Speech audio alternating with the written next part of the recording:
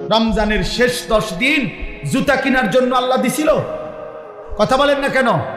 শেষ 10 দিন শাড়ি গহনা কিনবার জন্য আল্লাহ দিছিল?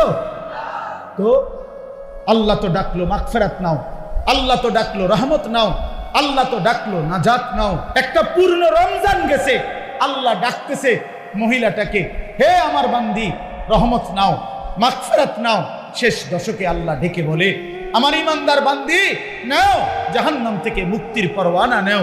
আর ওই নাফরমান নারী, ওই বেহায়া নারী বলে, এই মাওলা, তোমার জান্নাত আমার লাগবে না, তোমার নাজাত আমার লাগবে না, তোমার এটি তুমি রাখো, আমি জুতা কিনতে যাইতে আসি, আমি মার্কেটে যাই জুতা কিনতে। মনে রাখিস তোরে জুতা দিয়া ফিটবে, জুতা দিয়া, জুতা দিয়া ফিটবে, জুতা দিয়া বললাম। বেহায়া নারী মনে রাখিস, তোরে জুতা দিয়া ফিটবে, তোরে ফেরেশতা জুতা দিয়া ফিটবে। কার আহ্বান প্রত্যাখ্যান করলাম? রমজানের শেষ 10 দিন জুতা কেনার জন্য আল্লাহ দিছিল? কথা বলেন না কেন? শেষ 10 দিন শাড়ি গহনা কিনবার জন্য আল্লাহ দিছিল? তো আল্লাহ তো ডাকলো মাগফিরাত নাও, আল্লাহ তো ডাকলো রহমত নাও, আল্লাহ তো ডাকলো নাজাত নাও। তুমি কও না আমার এডি লাগতো না, আমার জুতা, আমার দরকার জুতা।